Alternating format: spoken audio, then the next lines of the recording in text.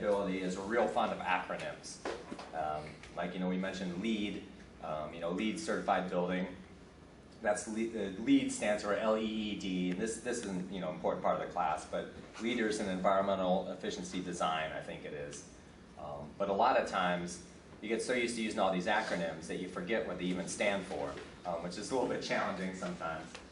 So if I use acronyms throughout the class and you don't know what I'm talking about, feel free to stop me and say, what does that stand for? BPI, the Building Performance Institute, they originated in 1993, and it was created out of a need because there's a whole lot of people out there doing energy audits and home performance assessments and weatherization work, but across the country, through all different areas, and there was really no measures in place to ensure that they were all doing the same thing to the same level of quality. It was like every individual area had their own little program, and there wasn't much consistency. So BPI was created to be this national certification agency to make sure that there was qualified professionals doing these things, whatever the area was. And that started in 1993 is when they were created. And like I was saying, now BPI is regarded as the measure of people doing energy audits and that type of thing.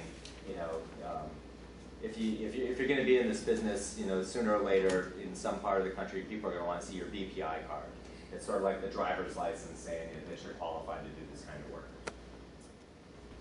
But it doesn't make sense for you all to go and try to get your BPI card in 1 week here. Just about every BPI certification requires you to have, to take two exams, a written test and a field test, that are both very challenging, and a big component of both of those tests is stuff that doesn't apply so much in the Virgin Islands, or stuff that you don't really need to know for what we want to get out of this week.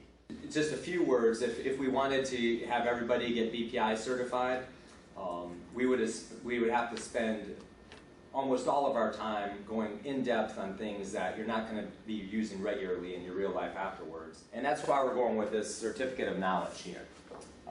They also, in addition to all those professional certifications, they have this called Building Science Principles Certificate of Knowledge. And that's based upon the book that we have, and all the materials I gave you are yours to keep. And it's like a way of someone who's entry level, getting into the business without going into all these real detailed things, a way of like we said, proving that you know something about building science. A whole lot of what's on the exam that you guys are going to be taking, a whole lot of the material is very similar to what's on the written exam of BPI's building analyst certification.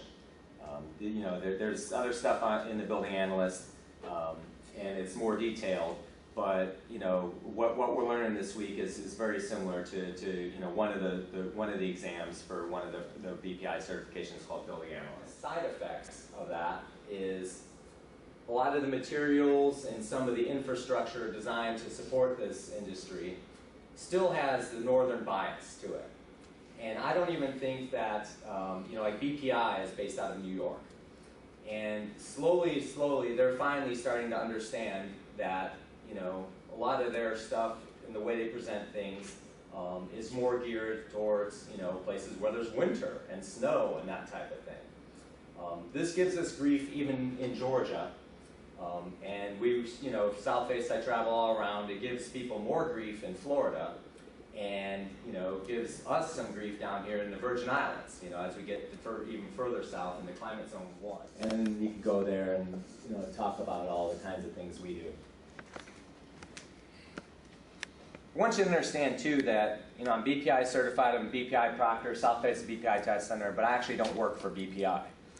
Southface and BPI are two, completely separate entities, but we're approved to, proctor their exams and that kind of thing.